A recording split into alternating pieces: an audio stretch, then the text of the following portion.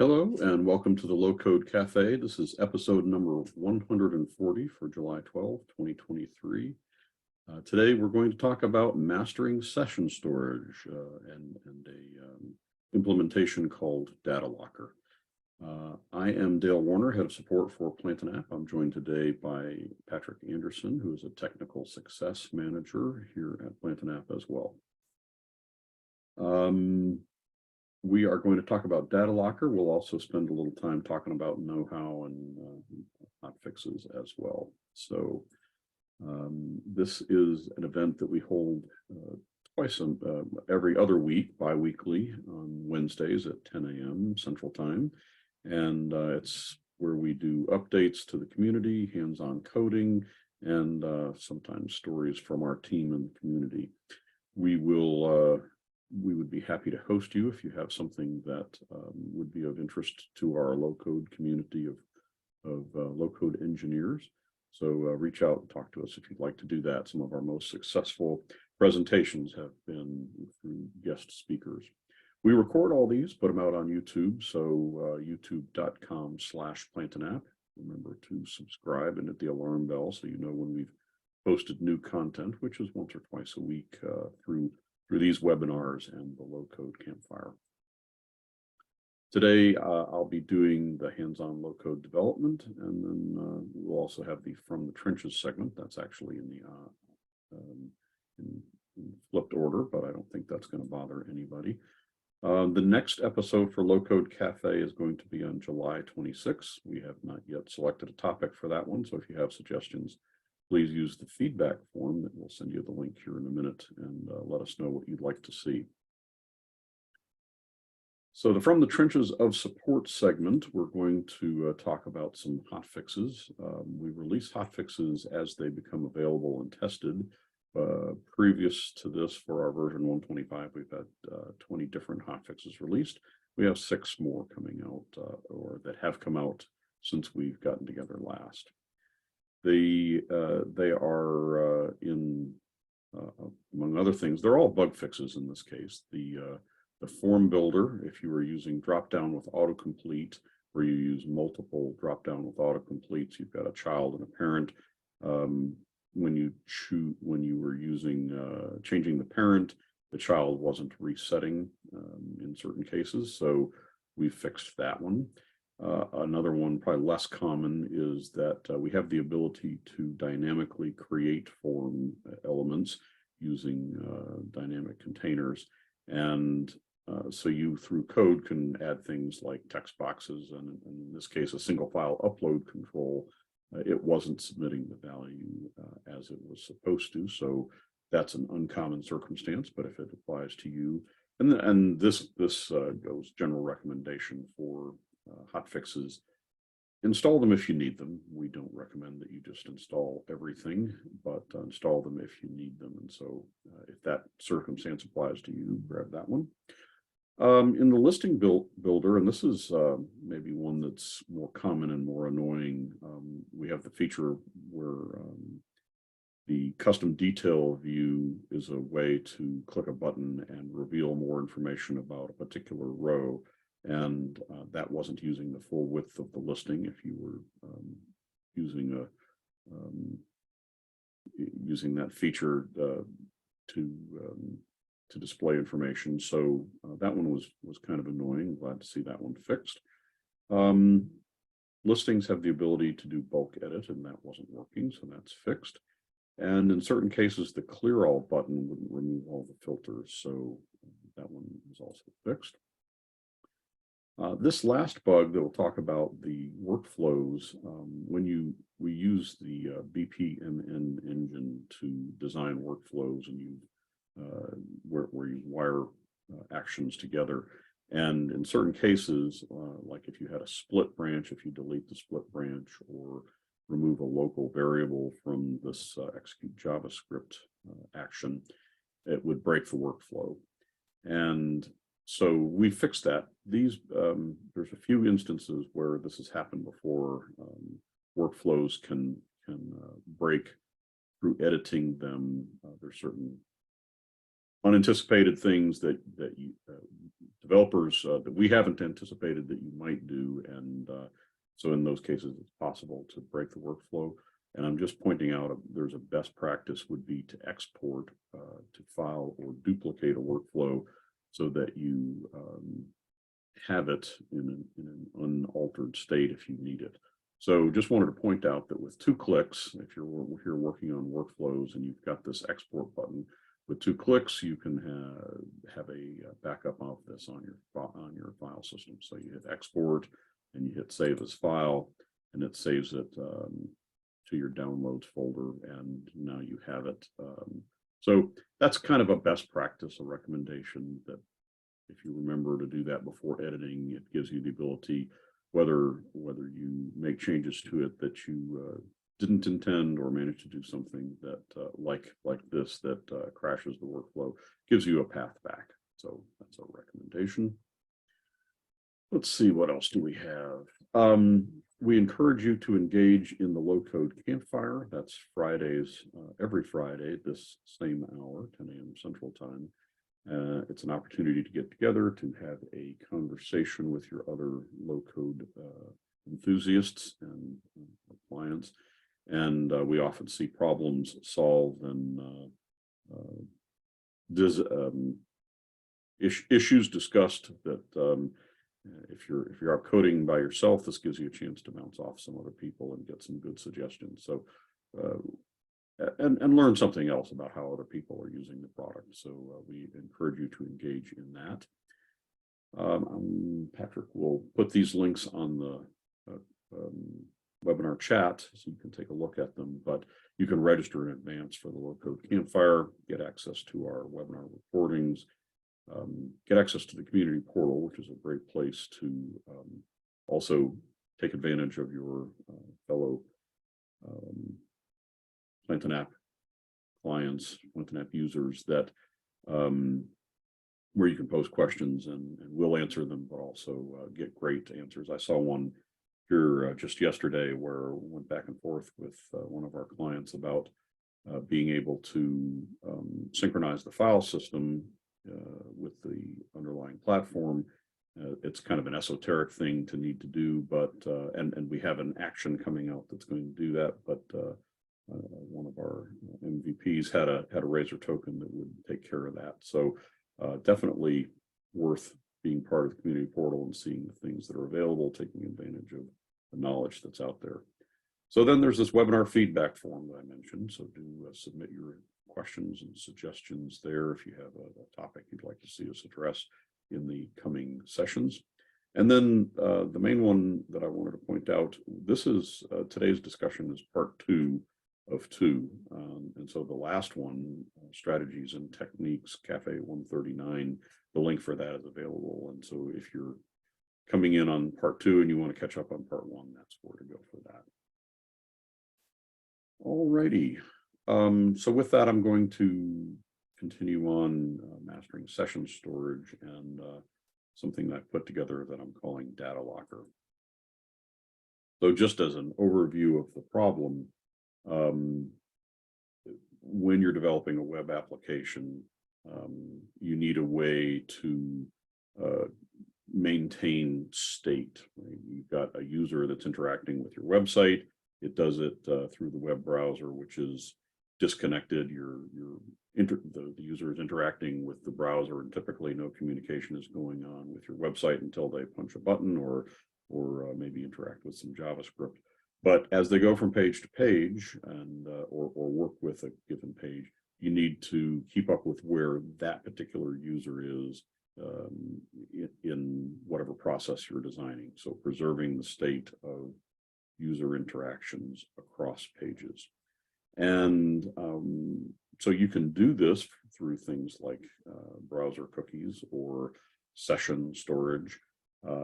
There's even local storage in the browser. There's a lot of ways to do this, and Plantain app provides many of them, and we talked about that in our last session.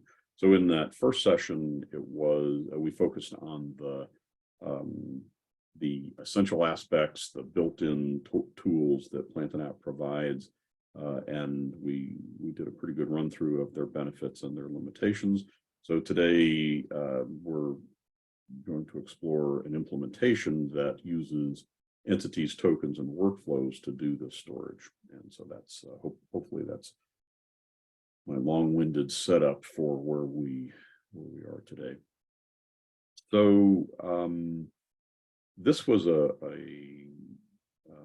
table of the different methods that we talked about last time, and I've added one to the bottom. So we talked about using the query string to pass information along, session tokens, cookies, profiles, and entities. We didn't dive too much into entities, but we talked about all the different characteristics of these. And the one we're adding to the bottom today is DataLocker, which is, again, this combination of using an entity, a database table to save information, plus interacting with it through workflows and tokens.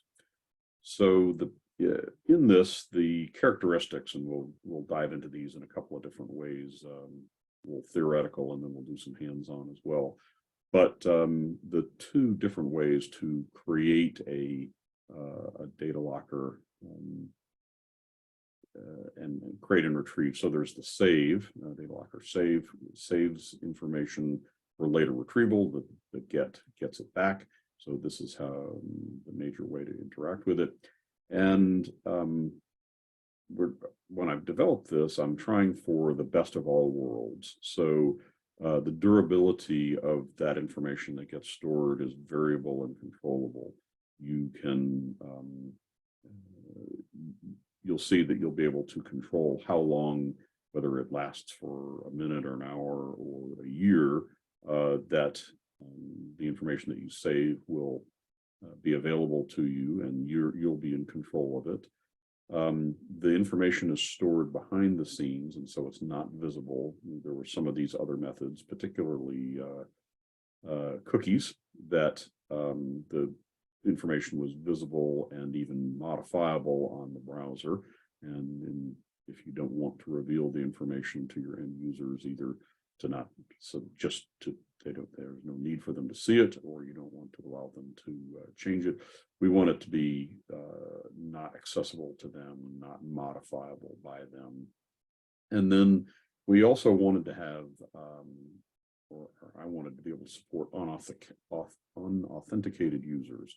So this, that you'll see that people who are not logged into your system will be able to store the information in just the same methodology, whether you're as you would if they're logged in. So this is going to be good for passing information between pages, kind of one of the core functionalities, but it's also good for durable settings like saving preferences for how somebody is working with your system. And so long-term, it will save those settings. And I have as a concern, and I'd love feedback on this, but as a concern, this is something that you're going to be doing in low code, meaning you as a developer, a low code engineer, are responsible to implement it and to keep up with the details of it. So that's probably the main concern that I would have.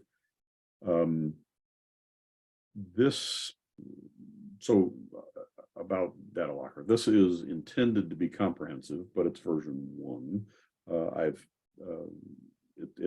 It's working well, and I'm going to be putting it in the marketplace when the marketplace is available, which I believe will be in about a month or so, and I expect it to be free or no cost, but it's also available on Quest. So if you want this, reach out and I'd be happy to share it with you. But it is version 1, so I'm sure we'll be adding to it, and hopefully there aren't issues with it, but there'll be, it's all low code within your control to see it and to manipulate it. So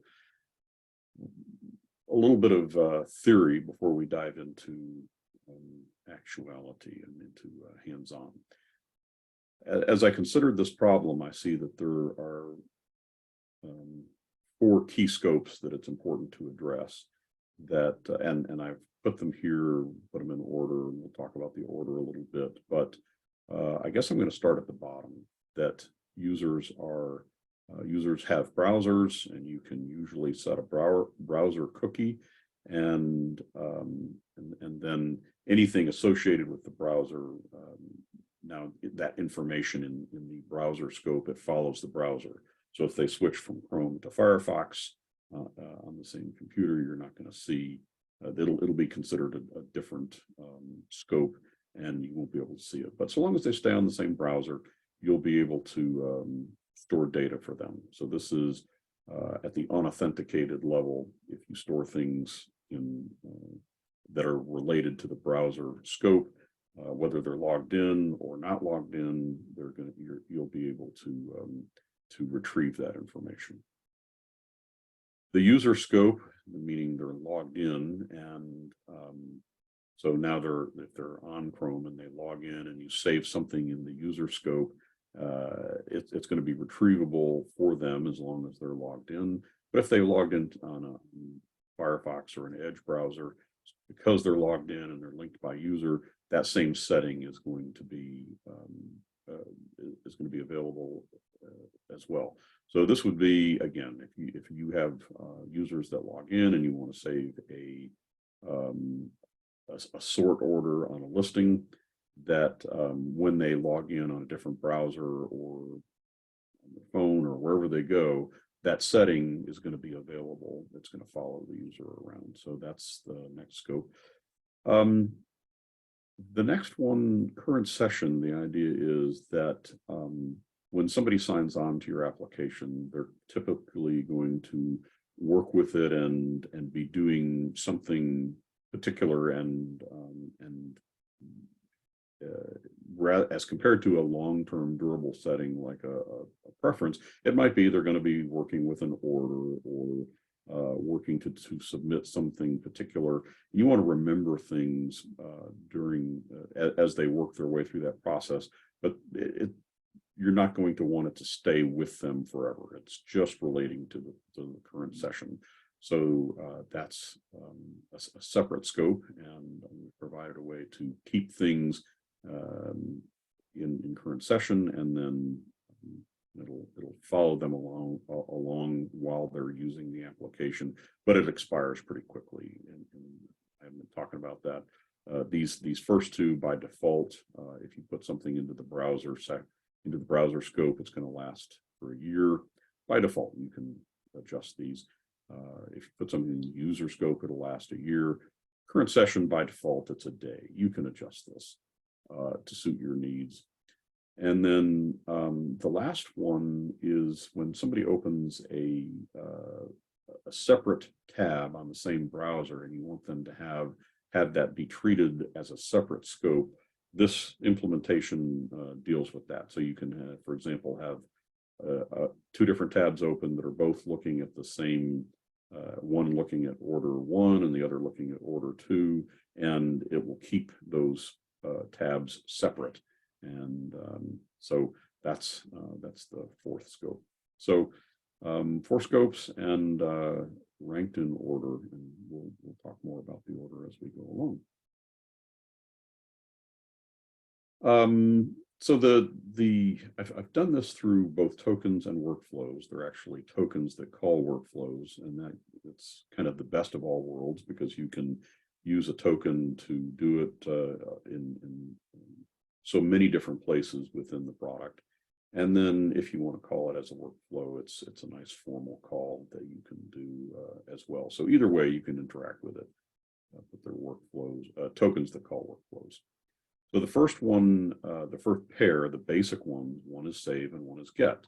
When you do save, you have to say, give it the name of what you want to save and the value that you want to save, and DataLocker will store that away for you to recall it. It saves it using the unique name, and then when you want to get it back, you use get and the name, and that will return the value that you stored.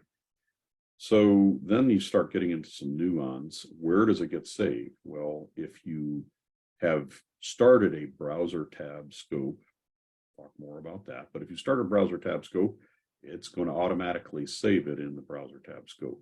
If you haven't started one, it's going to save it in the current session. So as an engineer, you get to choose between those. But you can also, it's an optional parameter, you can save it in any scope that you like. So if you want something to be stored as part of connected to the browser or connected to the user, you can specify that. And then in the same way, you can specify the expiration date and specify it in terms of the number of minutes that will survive. So you can make it be 1 minute or 1,000 minutes. Just do the math. And then you can also specify notes, which is intended when well, we'll get into that a little bit, but it's intended that if you're setting a value in a particular logic path, it might help for debugging. Why did this get set? So you can associate notes with your save as well. But then you can use get to return the values, and you can either, if you don't specify the scope, it just pulls it automatically back from the most relevant scope. So in this ranked order that I was talking about, so it'll pull it back from browser tab if you have a tab open. It'll pull back from current session. If it doesn't find it there, it'll pull it back from user or browser.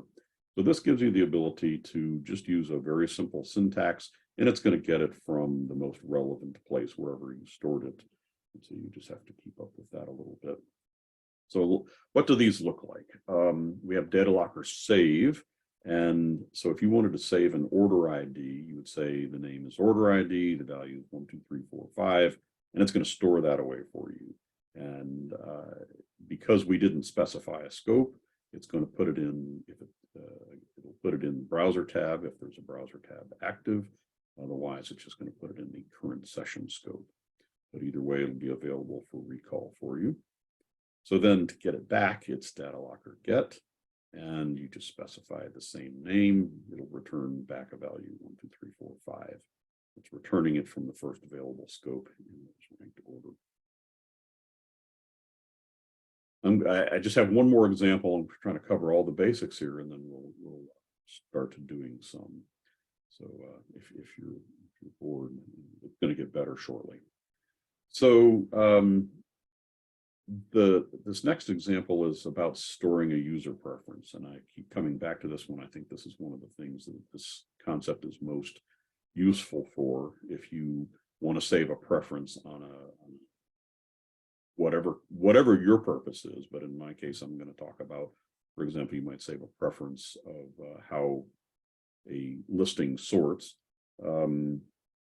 The preference gets saved to the user scope, and then it's going to be available when they log in the next time, or on a different browser the next time. It'll automatically be available. So we would use the same save and specify a name and a value. Like in this case, the orders for the order grid's sort preference is going to be descending, or maybe it's ascending, whatever you want. But we're explicitly putting it into the user scope, and so now it's going to be available relative to the user when the user logs in. So now you can get it back by saying get and the name, same thing. And because it works its way through the different scopes, it'll find it in the first available one, which is probably going to be the user scope, and it's going to retrieve it. In the same way, you can specify a specific scope if you want to, but for shorthand, you can just say the name. And then the standard ability to default a token is available. So in this variation, we're getting it, we're saying we want to get the sort of order sort preference, but we're providing the default of ascending if there isn't one set. And so that allows you to have depend on this. For example, for the purpose of a listing, you want it to say either ascending or descending. But if one hasn't been set yet, then you get a good value. So default values. All right, so that's the theoretical. Now let's see how it actually works. I am going to explore this by setting up a CRM system, and we'll do try to do examples of these 4 different things. So we might have a browser level process where somebody can have a session going from screen to screen to screen, and they're not logged in yet, and perhaps the end result is that they're going to become a customer, but the process might be involved, and they might go away for a long time and come back. And so this is going to support that and not time out, as we've seen with, for example, the core token of session might reset. And so this is taking advantage of this so that it doesn't reset. I am, this case that I've talked about several times, saving a user preference. So we'll do that. We'll show how you can select a customer in a current session, or have two independent tabs, each selecting a different customer. So that would be the browser tab. So we'll get into all four of these contexts. Introduction took me 15 minutes. I hope you didn't get too bored. So DataLocker. Just a quick look at all of the implementation. I have one table called DataLocker, and it has properties like the name, scope, value. It's storing all the information that we're going to be storing using those save and get tokens. It's going to go into DataLocker. And so if you have as a developer, you'll be able to look at DataLocker and find these values. So you could look at it directly. It's intended to use it through the implementation. From a workflow perspective, we have a number of workflows. They all are in the DataLocker namespace, and they do the work. The two core tokens is the DataLocker save, excuse me, two core workflows, DataLocker save, DataLocker get, and it tells exactly what they do. And then the last of the low code is that there is a DataLocker namespace in tokens, and we see all these same workflows revealed as tokens. So the save and the get are available. So let's take our examples. Navigate here a little bit.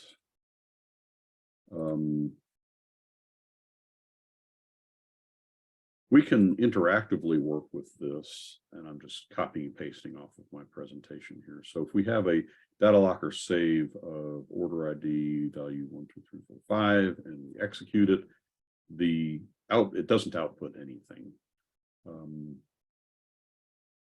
The save doesn't return anything, so you can use it even in visible places, and it doesn't have an impact.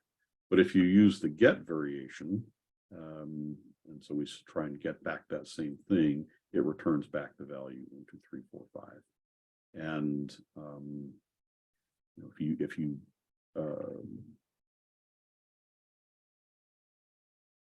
if you pick something that doesn't exist, it's going to return a blank. So the default of return of blank. When we look at the front of the site, there is one form that I'm providing, and it's the DataLocker Explorer. And so when we go visit that, we can see the values that are associated with our current sessions. So the order ID, current sessions. So these are it's looking at the data behind the scenes. And so as a developer, you can now see the state of all of your information that's been stored in the DataLocker. So we can see this is 1, 2, 3, 4, 5. If we come back here again and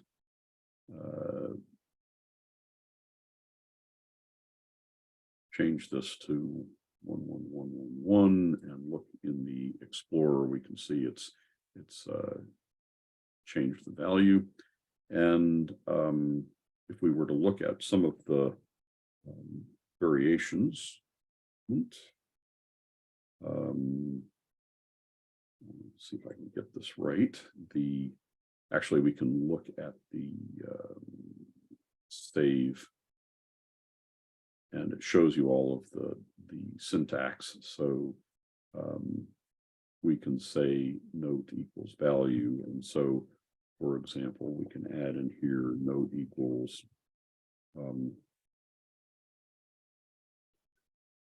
test area. And so when we look at that in the Explorer, we can see the note. So you can see where that variable got set if that's important to you from a debugging standpoint. All right. So that's kind of the interactive use of it. Let's put it into practice. So I am going to do this first scenario, this unauthenticated session. And so I am going to go to our site and we'll make a sign up page. So I'm just doing it from scratch here. We're going to create a new page on our home screen that's going to be sign up.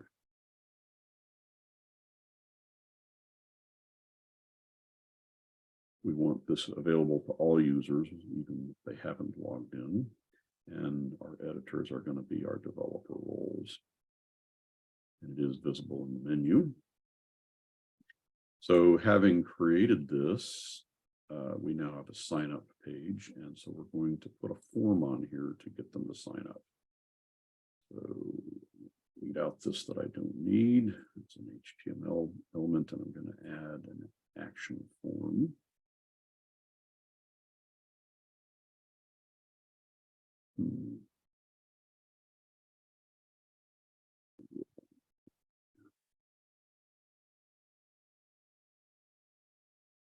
And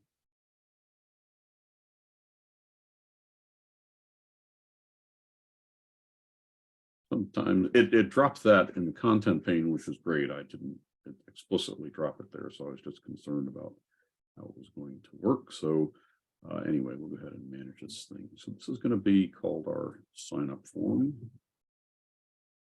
And we want to collect a name, which is going to be a text box. Name. We also want to collect an email address.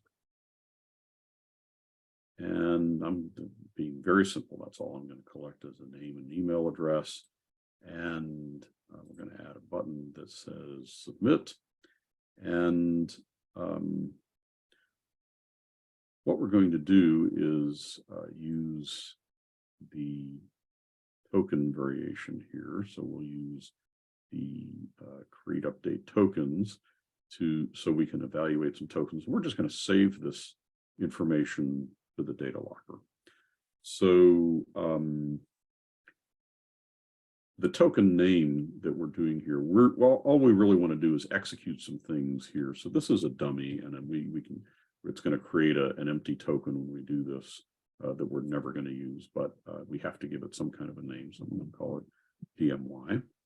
And we're going to use the DataLocker save to do the name equals, I'm going to do sign up name. This is our sign up form. And we're going to save the value equal to the name from up above. And I want this is the example where I want it to go into the browser scope. It's just going to remain available on this browser until we clear it out. So the scope is going to be browser. And that's it. So that's going to save the name into the sign-up name in the browser. And in the same way, we also want to, and we can do these back to back. We can put the email address. So we're going to create one called sign up email that's going to have the value of the email, and that's it. And so now, well, let's just test it that far, right? So we will go back to our sign up form, And so we have name, email, submit, and this doesn't do anything yet other than save it aside. So Dale, I'm not going to put an email address and hit save or submit rather. And if we were to look in our Explorer, we can see the sign up name has been set to Dale. There isn't any sign up email because it was blank. It didn't save it. And so it's saving it for us. So now what's the impact of this? Well, if we continue on with our development and initialize the name from this, so the name initial value is going to be this. I'm going to do a little copy paste magic here. So we created it and put it into this. So I'm going to just copy and paste that so I can worry about syntax so much. We want to get the syntax name instead of we can get it instead of save it. And this doesn't take a name. We don't need the scope. It's just going to happen automatically. And I didn't get my bracket. So this is just going to get the sign up name and put it back in here as an initial value. So if we save this and refresh, now we see that name comes back. It's pulled it from the DataLocker. And we'll repeat that for the email. So we have sign up name, and we have email. We're going to initialize that from sign up email. Save. So let's verify we've got it all working. And so now when we submit, these values come back automatically. So let's see this in a incognito session. We're not logged in. We go to the same site and we say Patrick and submit. And what did I do? Oh, I know what I did. I already have a bug in my application and fix that. The creation process actually needs to be, the save needs to be fixed to have a load user in front of it, because an unauthenticated user doesn't have access to create the record. So I have to do this cheat here. And so I'm going to say that this is going to operate in the context of user one so that these save can take place. All right, let's try that again. So we get our incognito session. Maybe I closed it. I'm going to open it in Firefox. Separate file. So just to clarify, you're saying that that all you need to do, so that you don't have to do that, is in your workflow put the load user in there. That would be the fix for the situation. Absolutely, the workflow. Yeah, okay. Have a load user in it, so that if there is no user, it defaults correctly. Mm-hmm. So we'll go to the same page. We're not signed in, and so we'll do.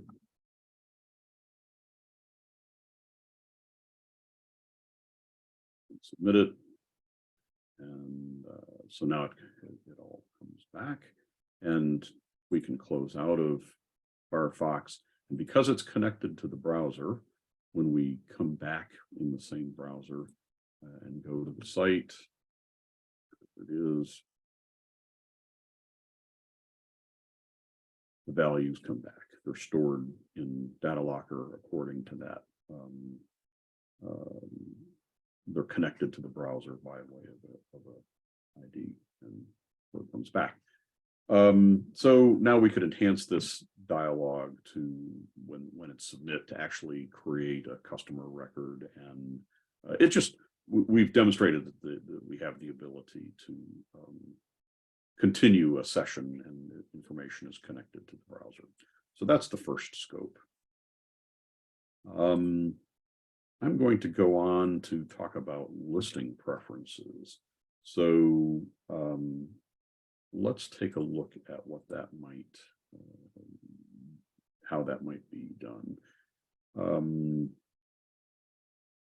I have created an entity called customer. And if I look at the one that's created automatically by, I actually want to do this from scratch. So I'm going to create a new one here because I've already done all the work and I don't want you to see it. So we'll create a new entity. And we're going to call this int. And we have name property and an email property. And we'll save that, and it's going to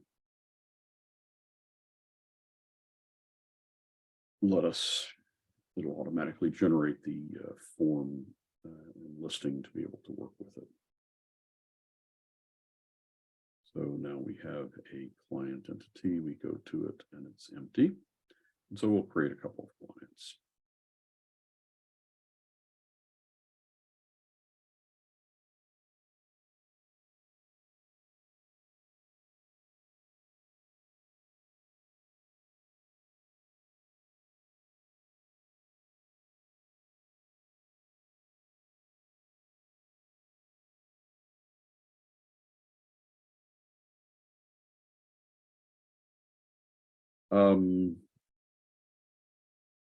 In my client entity, I want to turn on some sorting so that we can demonstrate some, this is the whole thing. We're going to save the sort preference so that when you view this record, when you view this listing, it's automatically going to remember what your choices are there. So I'm going to turn on sorting. And so interactively, when we work with this form, we can sort it in order by name, reverse sort by name, sort by email, reverse sort by email. And notice that as you do this, it accomplishes this by putting content in the query string. So we have ascending and descending, and if we manipulate the query string, we get a result. So saving that query string as a in DataLocker, if we provide the ability to save our preferences, this is going to be something that we can then use to set up this form so that when you come in, set up this listing so that when you come to the page, it will remember your choice. So we're going to save this sort, and so let's see if we can do this. I'm going to create a button that says save my preferences. So we'll go into the listing, and under our buttons, we'll add a root button that says save preferences. And we'll make this be a nice primary button. And so now we have to do some actions when we want to save their preferences. And so I am going to, again, well, we could do it through tokens. We can also do it through the workflows, and I guess we can. No, I'm going to stick with tokens. So we'll do create and update tokens. And again, we just want to evaluate the token, so get something to happen here. And I'm actually going to use one here. So we want to save a preference token, and do a little copy and paste to move things along. But we're going to save a sort, and we're going to grab the sort from the query string. And if there isn't one, we're going to choose email as the default sort. In the same way, we're going to get sort direction and get it off the query string and default it to ascending. So if they save preferences and they haven't done anything, the preferences is going to save is email and ascending. That's going to be put into a variable called pref. And so now we have this dummy one that we're going to execute that will use a DataLocker save. So the DataLocker save is going to be to save to the cust list preference. That's our name of what we're saving. The value is going to be pref, this value, this token, and it's going to be saved to the user scope. So it's going to follow the user, depending on whatever user. If the user is logged in on another browser, it's going to follow them from place to place. So this is going to save our value, and that's it. So let's see it at work. If we sort this in order by name, ascending, and say save preferences, when we look in the data explorer for that variable, cust list preference, we have name ascending. If we put it in email descending and say save preferences, we look in the explorer and let it refresh. And so now it's email descending. So now we have this variable cust list preference that we can do. And we got a comment from Don, and that's a good one, Don. When I did this here moments ago, we'll look at our setup here for this button, save preferences. I created something called pref, and I used it here with a not. So this one was capitalized, this one was not. As a whole, our plant and app language is not case sensitive. It's not intended to be. There's been one or two instances where, and we discovered this here recently, that particularly lists are case sensitive, and we're correcting the code so that it will not be case sensitive. Your safest thing is always to keep the case exactly, and then you won't ever run into trouble on that point. But no, core tokens that you create in context are not case sensitive. So thanks for the comment and the question, whatever that was. So now we've saved this. So the question is, we have this thing, this cust list preference, and we want to grab it back. And whenever you come into this listing, to automatically apply it. There's probably there's more than one way to accomplish this, but I'm going to do it by a form. I'm going to put a hidden form on this page that when the page loads, it's going to do a little bit of work. So it's going to be an action form that I'll drop here somewhere on my page, and we'll manage it. And it'll be a blank form. I'm going to call this the apply preference form. And it's not going to have any fields or buttons. It's just going to have an event. And the event on page load is going to look around and say, well, if we're supposed to apply the preference, then let's get it done. So we'll do this by way of a redirect action, and we're going to redirect to a, I'm going to do it to a URL here. And so the condition is going to be, and again, copy and paste, I'll explain it.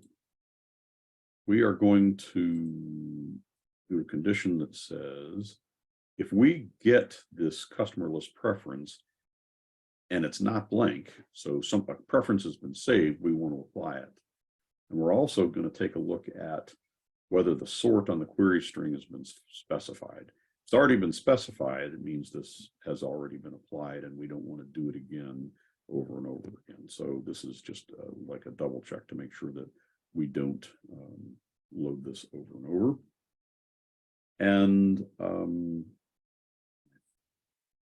I think what we want here in the URL is this. We're going to say that we're going to the same URL. We're going to get the customer list preference and just append it to the URL, and we're good to go.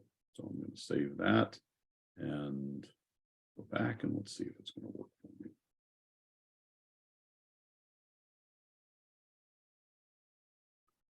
And yeah, I ran into this yesterday while I was setting up for it. So we're going to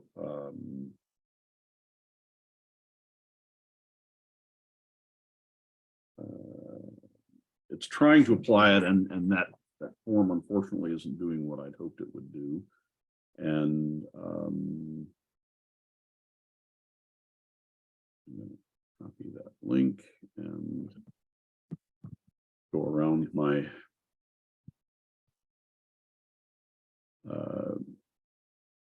form. I'm going to fix this, but I'm going to dive too much into why I don't know why it didn't work. That's the honest truth. Instead of just unspecifying the URL, I'm going to actually specify the full URL so it doesn't get confused about where to go. So we're telling it to go directly to the client page and apply this preference.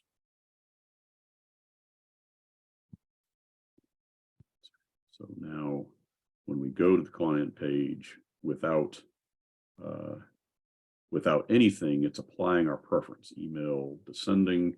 If we change the preference and save it, now when we go to this page without any selection to it, it's going to apply the preference.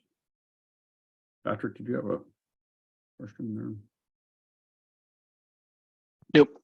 I'm all set. All right, so I'm going to go in with a different browser. I'm sorry, I'm leaving this set up as name ascending. Go to a different browser and go to that page. It's going to make me log in because I haven't logged in yet.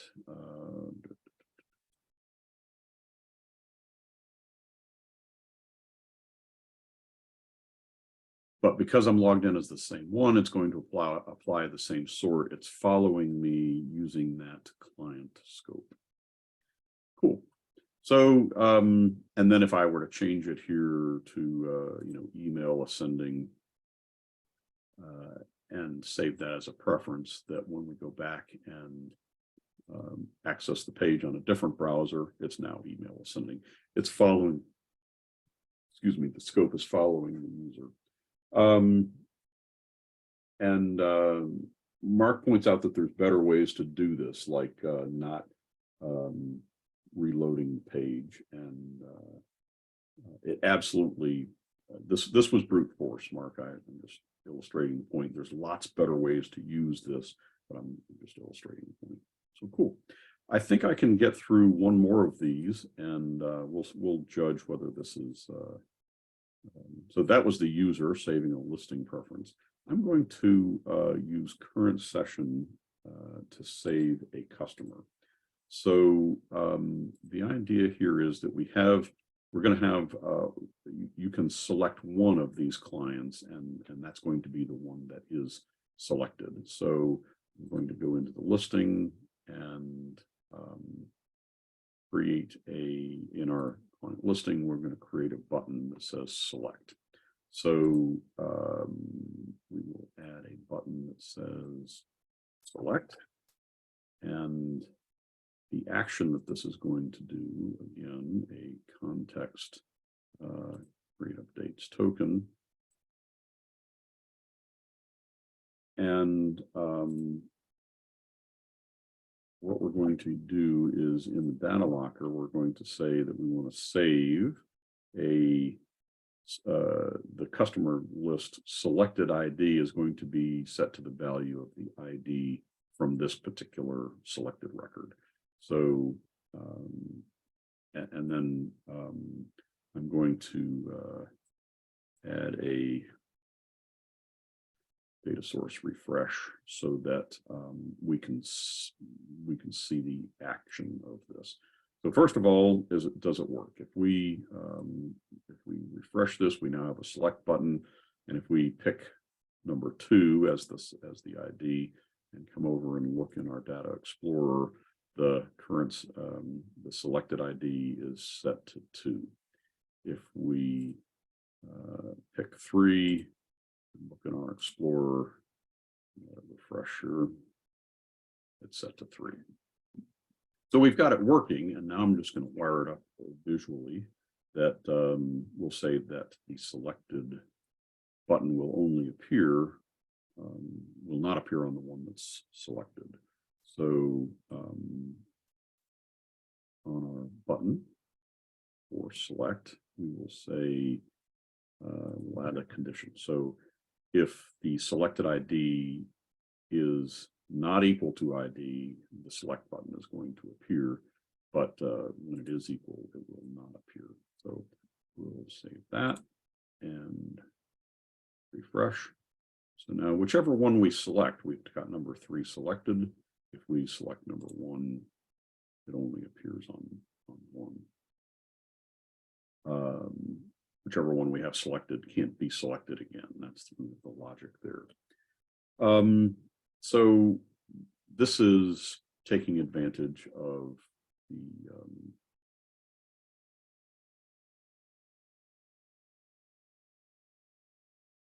the current session to select that. But one of the properties of current session, if we were to duplicate this tab, and we can see we had number 2 selected and it remains selected when we go to the same URL.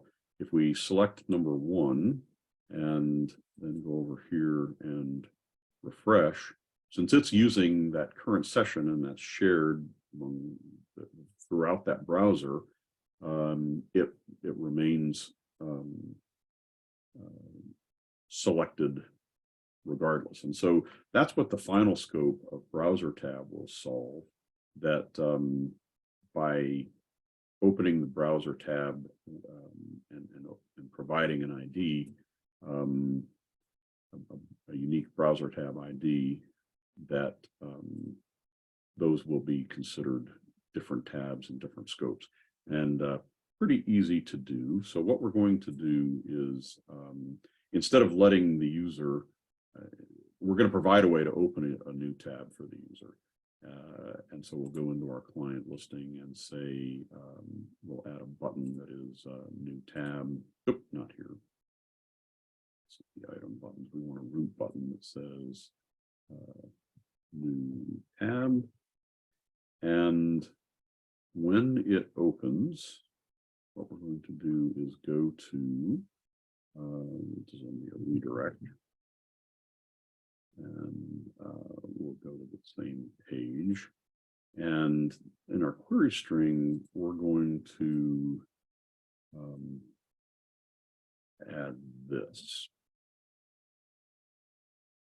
So we're going to say that we're going to add a browser tab, and there's a DataLocker token called new browser tab. It's just going to create an ID for us. And by having a browser tab on the query string, this opens up, this sets a scope for that particular tab, and it's unique from tab to tab. So let's do that. And there's one other thing that we're going to have to fix, and that is that our preference form, we need to pass that along. So when we redirect to this URL, we actually have to add to the end of it that we're going to pass the browser tab along, and so there's a DataLocker token that has the tab name. You could also use get browser tab, either way. But by doing this, when we open a new tab, you're going to see that it preserves the sort. I forgot. Yeah. Pick open a new tab. So I got very close, but didn't quite get there. So a new tab, redirect the portal page in a new tab. So now when we say, we'll just start with the clients. We have no tab started, but when we say new tab, creates a new one and it provides a tab ID automatically. So now these are actually separate. They start with the same thing, but if I go here to select number 3 in this tab, notice if I refresh here, it stays selected to number 3. And if I refresh here, this one stays selected to number 1. The browser tab gives it a unique scope that you can then work with independently. So this is, this is spent an hour on it, and hopefully it's of value to you. But there's being able to set these in different scopes and use them in a variety of ways. And I'm just to kind of wrap this up, I'm going to cover the other tokens that are available. There is a delete token. So if you want to get rid of a value across all scopes, you can use the DataLocker delete. All of these automatically have an expiration date associated with them. The defaults I talked about, either a day or a year, but you can set your own time frame. The DataLocker enforce expiration clears all the keys that have expired, so they don't automatically go away. But if you were to add that, for example, into an automation job to run once a minute or once a day, it'll force them to go away. The new current session is one that lets you change the current session scope. And so this has the effect that everything that was saved in the current session scope becomes unavailable. It's clearing everything out all in one set, so that's available.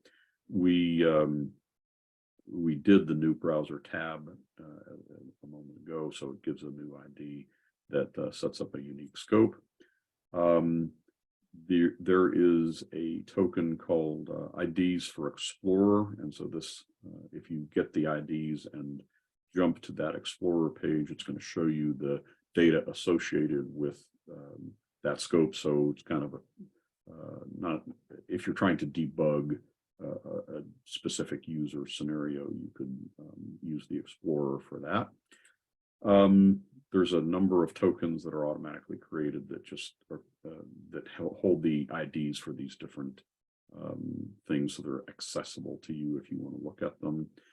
And with that, again, this is, I'm sure there are lots of different ways to enhance this, or hopefully this has spurred you on to thinking about how to work with these different scopes or create your own.